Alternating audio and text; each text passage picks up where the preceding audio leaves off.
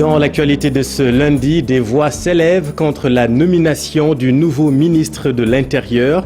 Selon le conseiller politique de Khalifa Sall, Antoine Félix Diome ne sera pas neutre au ministère.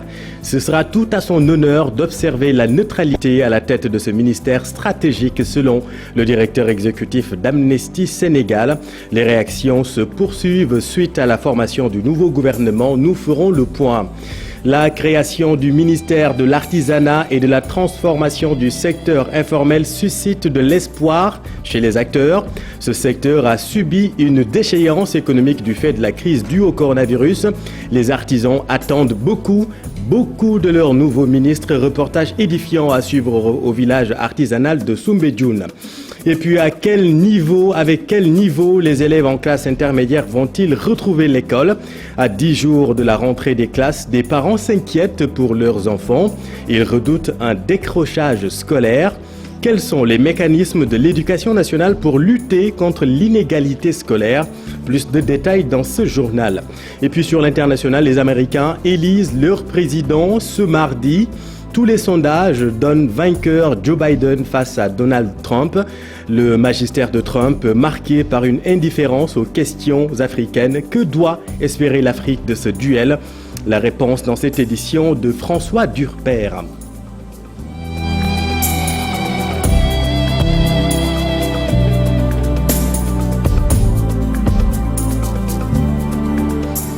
Antoine Félix Abdoulaye Diome, c'est le nom du nouveau ministre de l'Intérieur. Sa nomination est contestée par une frange de l'opposition. L'agence judiciaire de l'État, vous le savez, a joué un rôle prépondérant dans les affaires Khalifa Sall et Karim Wade. Sa nomination, loin de faire l'unanimité, est perçue comme une rétribution, voire un choix politique. Mamadou Fall et Diafaraba. Certains acteurs de la classe politique ont longtemps réclamé, voire exigé, une personne neutre à la tête du ministère de l'Intérieur. La nomination d'un magistrat pour diriger cette institution est-elle une bonne chose? M. Antoine Diome n'est pas neutre, n'est pas impartial. Si l'on considère son passé dans la magistrature et les rôles qu'il a eu à jouer dans les affaires Karim Wade et Khalifa Sall, on se rend compte qu'il a été en service commandé. Que le nouveau ministre de l'Intérieur, que nous félicitons par ailleurs, est un magistrat. À la différence des autres magistrats, il ne s'est pas engagé pour le moment dans la politique. Donc nous considérons qu'il reste une personnalité neutre. Pour Moussa Taye, membre de la coalition Tahaou Sénégal, l'intention de Macky Sall est claire. Sa nomination apparaît pour nous comme une récompense pour ce service rendu, mais mieux ou pire, comme une nouvelle commande à la tête du ministère de l'Intérieur. Chargé de la sécurité publique, chargé d'organiser des élections, chargé par conséquent de défendre le troisième mandat. Nous estimons qu'il a été nommé uniquement pour servir de cheville ouvrière au troisième mandat de Macky Sall. Mais le directeur exécutif d'Amnesty International Sénégal interpelle le tout nouveau ministre de l'Intérieur. Ce qui importe, ce sont les bonnes actions. Nous espérons qu'il va respecter scrupuleusement ces lois. Il y va de son prestige. S'il exerce sa fonction dans ce ministère, comme l'a fait le général Cissé et comme l'a fait le général Niang dans le passé, c'est son prestige qui va augmenter. Si par contre, il se met à jouer un jeu politique sans être politicien comme les autres magistrats qui sont clairement jetés dans le jeu politique, évidemment, il va laisser sa réputation dans l'exercice de cette fonction. La nomination d'Antoine Félix Abdoulaye Diome à la tête du ministère de l'Intérieur est diversement appréciée par les Sénégalais, mais Moussa Taye a une lecture plus directe. Nous exigeons son départ. Il n'est pas impartial, il n'est pas neutre. Il est politiquement engagé au côté de Macky Sall, même s'il est un magistrat. Et puis une nouveauté dans ce nouveau gouvernement, c'est la création du ministère de l'Artisanat et de la transformation du secteur informel. L'économie du secteur, justement, est exsangue du fait de la crise due au coronavirus. Les artisans ont beaucoup souffert de la fermeture des frontières avec la disparition donc des touristes. Les acteurs s'attendent à des changements structurels dans ce secteur. Reportage édifiant au village artisanal de Soumbédioune, Pape Faraning et Babacar Dione. Artisanal de Soumbédioune. Il est exactement 11h passées de 45 minutes. Ici, plusieurs cantines sont fermées. C'est lié peut-être au lendemain de la célébration du Mawlud, mais la crise de la Covid-19 a aussi impacté les activités. Il n'y a pas d'activité. Oui, c'est ça le bout du logique, c'est le Covid qui nous a mis en chaos. Pratiquement tous les artisans ont déserté. Vu la situation, quasiment beaucoup de boutiques sont fermées. Dans cet espace, la nomination d'un ministre qui s'occupe de l'artisanat est bien accueillie. Il s'agit pour ces acteurs une réponse à une vieille doléance. On ne le connaît même pas, on ne le connaît pas, mais avec le ministère, nous croyons qu'il va faire de mieux. On n'a plus d'espoir, mais pourvu qu'on a un nouveau ministre, j'espère qu'il va respecter ses engagements. Pape Amadou Ndiaye, c'est leur tout nouveau ministre de tutelle. Ces artisans listent leurs attentes. Au moins que nous trouvions satisfaction, quelles que soient les difficultés, qu'ils nous secourent. C'est ça l'essentiel, parce qu'un artisan a besoin de secours. Essayer de vendre notre produit et nous aider à promouvoir nos produits, surtout côté local aussi. On voit que les Sénégalais n'utilisent pas les produits artisanaux quand même. Bon, il faut s'y mettre. L'artisanat au Sénégal, l'une des activités du secteur informel. Le nouveau ministre a la lourde tâche de redynamiser l'artisanat très touché par la pandémie du coronavirus. Reportage au village artisanal de Cheikh Diop et Babacar Dione. Merci Cheikh. L'entrée d'Idrissa Seck dans le giron présidentiel va-t-elle amoindrir l'opposition? Certains opposants minimisent cette désertion du patron de Rewmi. Alors avec qui et comment l'opposition sénégalaise va désormais faire face au régime? Élément de réponse à Alassane Ba et Diafara Ba. Certains diront que c'est un coup dur pour l'opposition, mais selon Mamadou Thior, les cartes sont plus claires. Il faut reconnaître que Ousmane Sonko est de facto le chef de l'opposition. Parce que l'élection la plus récente, c'est l'élection présidentielle de 2019. Et il est arrivé troisième. Et on voit que dans sa posture, il fait une opposition très radicale. Donc il ne fait pas de compromission. Donc qu'on le veuille ou non, aujourd'hui les cartes sont plus claires. Et même pour les anciens alliés de Idrissa Seck, les Khalifa Sall et autres, ils ne vont plus donc cheminer avec Idrissa Seck. L'opposition va continuer à s'opposer avec ou sans Idrissa Seck et le choix était prévisible. L'opposition est toujours là et c'est le PDS qui l'incarne. Nous avons plus de députés à l'Assemblée nationale à part la majorité et c'est nous qui avons un groupe parlementaire aussi. Donc je reste convaincu que le Parti démocratique sénégalais est le principal parti de l'opposition. Le président du parti Rewmi risque de revivre l'épisode de 2007. Maître Abdoulaye l'a piégé en le recevant en audience au Palais de la République juste avant l'élection présidentielle. D'aucuns pensaient que s'il n'avait pas répondu à cette audience, il aurait pu amener même Wade au deuxième tour, au vu du score qu'il avait fait, 14%. Malheureusement, cette erreur a grillé sa carrière politique et j'ai bien peur qu'il en soit avec donc le choix qu'il a fait de rejoindre le président Macky Sall en tant que président du Conseil économique, social et environnemental. Je pense qu'une personne n'a que sa parole et doit tout faire pour la respecter. Idrissa Seck avait dit qu'il ne va jamais. Idrissa Seck avait dit qu'il n'allait jamais accepter une nomination par décret. S'agissant du nouveau gouvernement du président Macky Sall, Cheikh Mbacké Bara Dolly n'est pas convaincu par le choix d'Antoine Félix Diome comme ministre de l'Intérieur. Parce que nous n'attendions pas Antoine Diome et il va faire pire que Aly Ngouille Ndiaye. Merci Alassane et allons maintenant à Thiès, fief du néo-président du Conseil économique, social et environnemental. Là-bas, les Thiessois sont partagés sur le sujet entre enthousiasme et scepticisme. Voyons tout cela avec Cheikh Anta Diop et Seyla Tir. L'entrée de Rewmi dans le nouveau gouvernement du président Macky Sall et la nomination d'Idrissa Seck à la tête du Conseil économique, social et environnemental suscite moult réactions. C'est la déception chez certains Thiessois. Je suis déçu, je suis écœuré, je suis vraiment dans tous mes états lorsque j'ai appris que Idrissa Seck est devenu président du Conseil économique, social et environnemental. Idrissa Seck veut vendre la ville de Thiès à Macky Sall. Ce que nous n'accepterons jamais. Nous combattrons Idrissa Seck jusqu'aux élections. Et Macky Sall également. Je suis certain que ce n'est pas juste un partage du gâteau comme beaucoup le pensent. Il y a eu certainement des reniements de position, mais les nouvelles situations appellent de nouvelles lois. Et qui reproche au président Idrissa Seck d'avoir trahi des positions qu'il avait prises hier, le reprochera à Sonko qui, en tant que chantre de l'antisystème, flirte avec le système, le père du système. On le reprochera au père Wade qui a dit Wahwahet. En tout cas, beaucoup de Thiessois craignent un deal. À travers cet acte-là, Macky est en train de mettre un terme à ce débat pour un troisième mandat. En même temps, il est en train de propulser Idriss Seck au devant. Donc c'est un deal. Ça c'est clair. D'ailleurs, Idriss Seck l'a confirmé dans ses propos.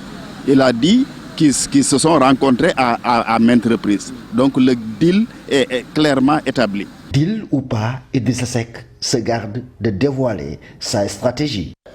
Cher Anta, malgré les innombrables cris d'orfraie qui ont accompagné la nomination du président Idrissa Seck et l'entrée au gouvernement de 2 membres de son parti, cela n'ébranle pas les Réumistes. Écoutez Badara Gadiaga, il est membre du secrétariat des Réumis.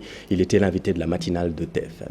Du parti, avec les responsables du parti, nous avons jugé utile que ce pays a besoin de stabilité et l'union de tous les fils pour vraiment apporter leur pierre à l'édifice, comme je vous l'ai dit, pour bâtir ce pays, pour appuyer le président à relever vraiment cette crise économique qu'on est en train de vivre, qui amène le phénomène Barça-Barsakh et qui amène d'autres choses. Est-ce que ce n'est pas gênant un peu de voir des gens qui quand même rappellent au président Idriss Seck ses propos d'hier contre Macky Sall? Le président Idriss Seck a été très clair. Quand la nation appelle, la personne du président Idrissa Seck, le parti Réumi, nos ambitions, vraiment ça devient facultatif. La priorité, c'est l'intérêt du Sénégal. Nous sommes présentement dans une union avec le président Macky Sall pour aider le Sénégal à sortir de cette situation que vit le monde. Vous avez entendu, il y a des leaders qui sont sortis pour dire que le président Idriss Seck leur a parlé. Et ça a été très clair, donc ce sont eux-mêmes qui l'ont dit. Idrissa, c'est un homme qui consulte, c'est un homme de dialogue, c'est un homme qui partage beaucoup. Il respecte ses alliés, il respecte ses militants et les responsables du parti. Et les réactions fusent de partout suite à l'annonce de cette nouvelle équipe de combat, pour reprendre le porte-parole de la présidence de la République. Dans tous les cas, vos avis divergent sur le départ, par exemple, des pontes comme Amadou Ba ou encore Aly Ngouille Ndiaye. Quoi qu'il en soit, l'heure est maintenant au travail, dites-vous. Amadou Babacar John et Cheikh Diop ont recueilli vos témoignages. C'est de la politique politicienne, c'est tout simplement parce que je ne me vois pas, quoi. J'attendais autre chose, quoi. Idrissa Seck même. Il disait qu'il ne voulait pas du CSE et maintenant, il accepte. Il nous dit que maintenant, s'il veut travailler pour le Sénégal, alors quand il était au président, il ne travaille pas pour le Sénégal. Moi, j'en doute. On a des ministres qui ne font pas exactement ce qu'on attend d'eux. C'est ça qui est le problème des ministres du sénégalais. Certes, on est dans une conjoncture difficile, mais une conjoncture difficile, ça requiert de l'imagination, ça requiert du savoir-faire, ça requiert de la technicité. Donc il faut que ces gens comprennent qu'on a pu répondre à ces différentes exigences, c'est aussi simple que ça. De bien travailler, comme Wade le disait, travailler, toujours travailler, encore travailler. Et puis, beaucoup de ministres ont été reconduits. Le grand chamboulement annoncé est en réalité un moyen réaménagement. Maria Massa rempile, par exemple, à la tête du ministère de la fonction publique et du renouveau du service public. La poursuite de la modernisation de l'administration reste une priorité pour elle. La voici avec notre équipe à Kaolack. Je voudrais dire que dans ce contexte de remaniement, le ministère était déjà en train de dérouler un programme, le programme d'appui à la modernisation de l'administration. Et c'est un programme qui va impacter presque tous les agents de l'État, mais également toutes les administrations publiques. Ceci va concerner le cadre organisationnel, la qualité du service, mais aussi les agents, que sont les acteurs. Donc c'est dans ce contexte-là que le président a renouvelé sa confiance et nous souhaitons continuer dans cette lancée pour mériter cette confiance-là. Le dernier point était relatif au nouveau visage que le gouvernement du Sénégal vient d'avoir. Et ceci est dû à l'ouverture de son Excellence le président Macky Sall. c'est encore une fois une preuve de démocratie. Et je pense que l'arrivée de ces nouveaux alliés du président de la République va beaucoup contribuer au renforcement de la démocratie, mais aussi au développement du Sénégal. Et sur le plan politique maintenant, intéressons-nous à la situation à l'APR. Amadou Ba, Aly Ngouille Ndiaye, Maître Oumar Youm ou encore Aminata Touré, tous mis à l'écart sur la touche. Quelle est la lecture politique que l'on peut faire de cette mise à l'écart de ces cadres apéristes? Sont-ils victimes de leur aspiration politique comme avancée? Voyons tout cela avec Pape Faraning et Diafaraba. Gouvernement de purge, de recyclage et de capitulation, ce sont là les qualificatifs utilisés par l'ancien président du groupe parlementaire de Benno Bokk Yakaar. Pour Moustapha Diakhaté, le départ des grands caciques de l'APR est lié à des ambitions. Macky Sall est dans sa logique. Toute personne qui dit qu'il ne peut pas avoir un troisième mandat, il l'égorge politiquement, je veux dire. Et toute personne qui montre des signes d'ambition présidentielle, aussi, il est liquide. Ce qui fait que leur départ, de mon point de vue, ne doit étonner personne. En tout cas, à mon niveau, ça ne m'étonne pas. Contrairement à lui, le député de la majorité soutient que le président privilégie l'intérêt du pays avant tout. Le président avait toujours dit la patrie avant son parti. Et ce qui l'intéresse, c'est le Sénégal. Ce qui l'intéresse, c'est les attentes des Sénégalais. J'apprécie quand même la décision du président Macky Sall, l'ouverture de vraiment prendre en compte d'autres qui vont l'accompagner parce que vraiment il y a une attente. On est dans une période que nous vivons vraiment. Concernant un éventuel malaise au sein de l'APR avec ses départs, nos deux interlocuteurs ne sont pas sur la même longueur d'onde. Et ils savent très bien qu'on ne peut pas être ministre éternellement. Donc ils ont l'esprit de grandeur, ils ont vraiment bien travaillé parce qu'ils ont occupé des postes stratégiques. Donc c'est le moment quand même de laisser le président Macky Sall parce que c'est la Constitution qui lui permet de choisir. Ce qu'il a fait, il a poignardé la paire.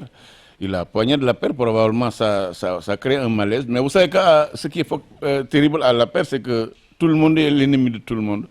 Ce qui fait qu'il est très difficile de construire une convergence pour s'opposer. Un fait à ne pas négliger, la convergence de ces cadres exclus du pouvoir. Une telle coalition peut faire mal au pouvoir vu leur expérience. Merci Pape Farah. Dans le domaine de l'éducation, le ministre Mamadou Talla reste à la tête de l'éducation nationale. L'école, justement, rouvre ses portes dans 10 jours. Le défi pour l'éducation nationale sera de lutter contre l'inégalité scolaire, car, vous le savez, la continuité pédagogique a connu des disparités du fait de la crise du coronavirus. Les élèves en classe intermédiaire vont retrouver l'école après 8 mois d'absence. Et en cette veille de rentrée, les parents redoutent le décrochage scolaire de leurs enfants. Voyons tout cela avec Aminata Mbarisso et Amadou Ba. Entre ses mains, une liste de fournitures pour ses 2 enfants. Ils sont tous 2 inscrits en classe intermédiaire. Les enfants, particulièrement ceux qui sont dans les classes intermédiaires, n'ont pas appris grand-chose. Et pendant ces périodes, donc, nous avons tant bien que mal essayé, n'est-ce pas, de suivre les cours, n'est-ce pas, de les aider à la maison. Ibrahima Diakhaté, un parent d'élève perturbé par l'arrêt brusque des enseignements au cours de l'année scolaire 2019-2020. Parce que pour mon enfant qui est en CE2, la maîtresse a constitué, n'est-ce pas, un groupe WhatsApp. Et dans ce groupe-là, il balançait un certain nombre d'exercices et que nous téléchargeons pour permettre, n'est-ce pas, à nos enfants de faire des exercices. Mais il n'y avait pas de cours en ligne proprement dit. Pour la nouvelle année scolaire qui s'annonce, un encadrement assez particulier s'impose, surtout pour les enfants en classe intermédiaire. Par rapport à l'organisation des emplois du temps, procéder peut-être à une première remédiation par rapport au gap de l'année dernière et puis essayer d'équilibrer pour cette année. Maintenant, on est à 10 jours, n'est-ce pas, de la rentrée des classes et les parents donc sont assez inquiets par rapport, n'est-ce pas, au déroulement des apprentissages. Est-ce qu'ils vont reprendre les apprentissages là où ils les avaient abandonnés ou bien est-ce que, n'est-ce pas, l'année va se poursuivre comme telle? C'est autant d'inquiétudes, n'est-ce pas, que les parents demandent, n'est-ce pas, un éclaircissement de la part de l'établissement. En attendant la réouverture des classes, des parents d'élèves s'acquittent de leurs inscriptions et de l'achat des fournitures, un autre casse-tête pour certains gorgorlous sénégalais. Merci, cher Anta. Merci beaucoup, Aminata, plutôt. Dans un tout autre registre, marche de protestation des habitants du village de Yeba, dans la commune de Sébi-Kotane. Ils protestent contre l'exploitation d'une carrière par la société Ecotra. Ils estiment que l'entreprise ne respecte pas les recommandations du Code de l'environnement. Leur porte-parole avec notre équipe à Rufisque. Nous sommes venus dénoncer les agissements illégaux et illégitimes de la société Ecotra. En effet, ils veulent s'approprier de nos terres pour en faire un site d'exploitation de carrière. Avec la complicité de certaines agences de l'État, telles que la DGPU, sans tenir en compte les aspects sociaux et sans tenir également en compte les normes exigées par le Code de l'environnement. C'est l'heure de faire de la justice une réalité pour tous. Ils veulent une carrière. Nous voulons où habiter. Ils sont animés par l'appât du gain. Or, nous luttons tous les jours pour survivre. Nous disons non, nous ne voulons pas. Nous refusons catégoriquement. Nous lutterons ensemble. Nous défendrons ensemble notre cause. Et nous ne reculerons devant aucune circonstance. C'est pour cela que nous lançons un appel solennel au chef de l'État, son Excellence, M. Macky Sall, en lui disant que nous ne voulons pas être des victimes de l'émergence, mais nous voulons être des acteurs de l'émergence. Bonne nouvelle, à Fimela, l'autosuffisance en riz serait sur le point d'être une réalité. Ces 2 dernières années, 1000 hectares de terres salées ont été récupérés et mis à la disposition des riziculteurs. Et dans la même zone, des productions records de riz sont également attendues cette année. Aminata Goudjabi et Abdou Karim Bey. Ici, sur ce site appelé Baboulaye, dans la commune de Diofior, il y a quelques années, c'était une vallée morte, gagnée par la salinité. Et il était impensable d'y pratiquer l'agriculture. Aujourd'hui, grâce à l'intervention de plusieurs projets, environ 1000 hectares de terre ont été récupérés sur ce terrain. Et depuis 2 ans, le projet d'appui à la réduction de l'immigration rurale dans le bassin arachidier, par Herba, accompagne des producteurs de la commune de Diofior à pratiquer la riziculture. Voilà, ça peut permettre quand même aux producteurs d'avoir suffisamment d'espace pour valoriser ces terres à des fins rizicoles. L'idée, c'est vraiment de faire en sorte que au niveau de cette vallée, dont les actions de récupération quand même ont montré leurs effets. Vous voyez que la vallée est vraiment couverte donc, de végétation, ce qui n'était pas le cas il y a quelques années, parce que c'était des temps nus. Donc ça permet aujourd'hui donc, à tous ceux qui veulent s'engager dans la riziculture de pouvoir quand même trouver de la place pour exploiter le riz. Les cultures se portent visiblement bien et cette année la production rizicole sera importante, disons en riz. On pensait que c'était pas possible, mais aujourd'hui on peut quand même valablement donc produire, améliorer notre autosuffisance en riz localement plutôt que d'aller chercher ça ailleurs. Le projet d'appui à la réduction de l'immigration rurale dans le bassin arachidier travaille dans ce programme en partenariat avec les services techniques dont l'ANCAR et l'ISRA. La méthode adoptée, c'est ce qu'on appelle la méthode participative et inclusive. En d'autres termes, on n'exclut personne. Les producteurs, productrices, les enfants, les jeunes et les producteurs eux-mêmes choisissent les variétés qui leur conviennent. La variété, les techniques culturelles, le mode de fumure, etc. Nous, ce que nous avons amené de nouveau, on le fait à côté. Et maintenant, ce sera une base de comparaison. Ce programme, qui vise à intensifier la production rizicole dans le département de Fatick, ne s'est pas limité à Diofior. Des actions sont aussi menées dans les vallées de Simal et de Djilor-Djidjak, dans la commune de Fimela.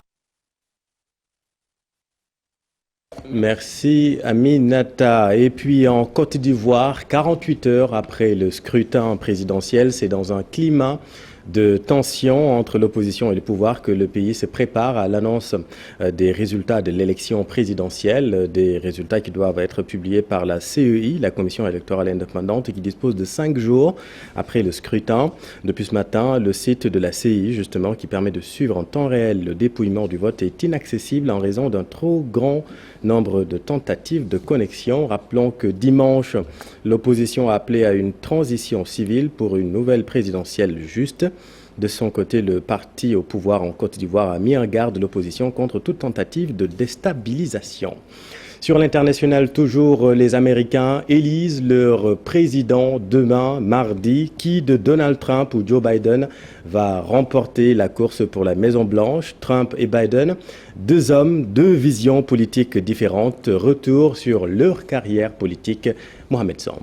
Dans une Amérique à fleur de peau et dans le contexte actuel marqué par l'épidémie de coronavirus en pleine recrudescence, l'homme d'affaires de 74 ans continue de prédire une vague républicaine malgré les sondages défavorables.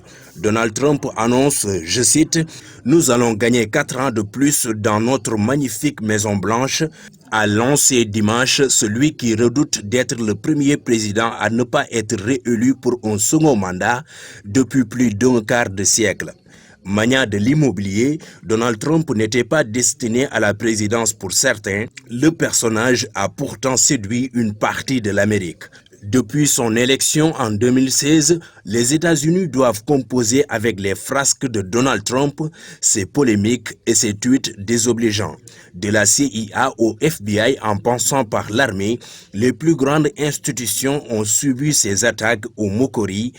Cependant, pour cette nouvelle course pour la Maison-Blanche, la priorité de Donald Trump, s'il est réélu, sera de ramener l'emploi à un niveau très acceptable pour effacer l'impact du coronavirus. Le PIB américain était fin septembre à 3,5%, inférieur à son niveau d'avant Covid, et le candidat républicain a promis de créer 10 millions d'emplois en 10 mois.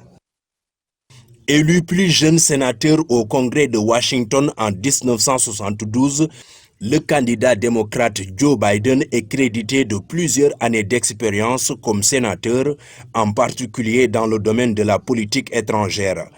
Une nouvelle fois, les États-Unis invités à faire un bout de chemin avec l'ancien vice-président de Barack Obama, qui veut convaincre les électeurs que les prochaines années n'ont pas à être perçues comme menaçantes.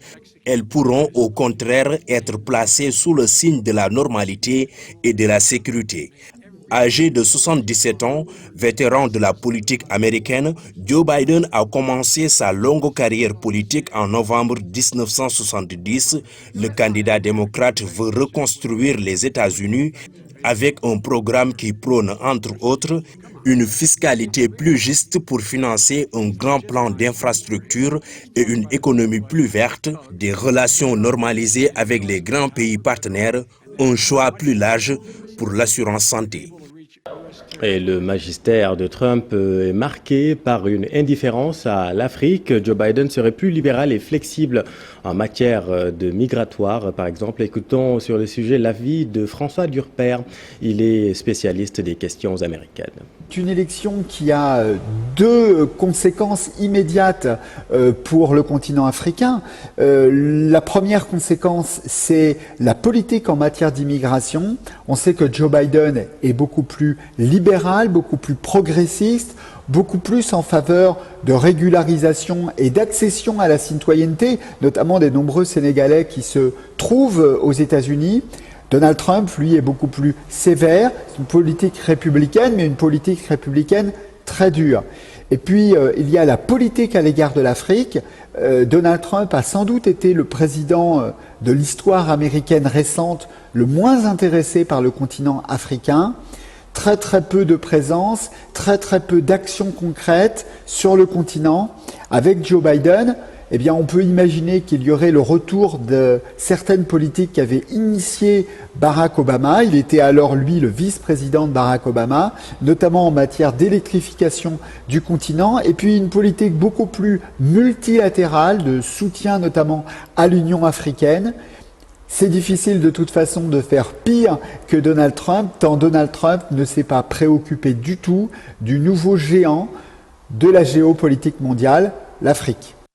Et puis un mot de sport, retenez que Matarba a été reconduit à la tête du ministère des Sports. L'épanouissement de la jeunesse sénégalaise à travers le sport, c'est l'ambition annoncée par Matarba suite donc à sa reconduction. Vous l'entendrez dans nos prochaines éditions. Et puis les Ougandais Cheptegei et Klimo, les Kenyans Cheruiyot en lice avec 7 autres concurrents pour le titre de l'athlétisme, de l'athlète masculin de l'année 2020. Le défenseur libéral latéral gauche Khadim Diao prêté au club guinéen de Oroya AC, entraîné par le Sénégalais Lamine Ndiaye. Au menu de ce round-up de l'Actu Sport avec Cher Sadibou Diarra. Démarrons par la lutte sénégalaise. Encore au moins 5 jours avant de connaître le nouveau bureau du CNG de lutte. Matarba, reconduit au poste de ministre des Sports dans le nouveau gouvernement, annonce la reprise des consultations ce lundi. Et elles vont se poursuivre jusqu'à jeudi, termine le ministre. En football, Khadim Diaw rejoint Oroya AC de la Guinée. Le latéral gauche est prêté par Génération Foot pour une saison. 2 fois sacré champion du Sénégal avec l'académie de Denis Biram Ndao, il va retrouver 2 compatriotes dans le club guinéen. L'entraîneur Lamine Ndiaye et le gardien de but Khadim Ndiaye.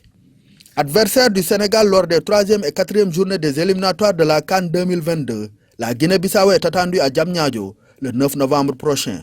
De là, les sélectionneurs Bassirou Kandé et les 27 joueurs sélectionnés vont rallier les installations de Djambar à Sali. Ils y effectueront leur préparation du match du 11 novembre au stade La Dior de Thiès. En athlétisme, 3 Africains sont nommés par la Fédération internationale pour le titre de l'athlète masculin de l'année 2020. Les Ougandais, Cheptegei, un des favoris, et Kiplimo, roi des courses de fond, et le Kenyan Cheruiyot en demi-fond. Ils seront en concurrence avec 7 autres athlètes, dont l'autre favori, le perchiste suédois Armand Duplantis. Le vote est ouvert aux fans via les réseaux sociaux. L'heure élue sera connue le 5 décembre prochain lors du gala des World Athletics Awards qui se tiendra de manière virtuelle. En attendant, la bataille entre l'Agence mondiale antidopage AMA et la Russie va connaître son épilogue à l'issue du procès au tribunal arbitral du sport, TAS, à partir de ce 9 novembre jusqu'au 5 novembre. L'AMA réclame l'exclusion de la Russie de toute compétition durant les 4 prochaines années. C'est que l'agence russe antidopage, accusée d'un dopage organisé, conteste véhément. C'est la fin de cette édition. Merci de l'avoir suivi et merci de votre attention. L'info continue dans Soir d'Info. Avec vous, Aram Touré, vous recevez ce soir Monsieur Moustapha.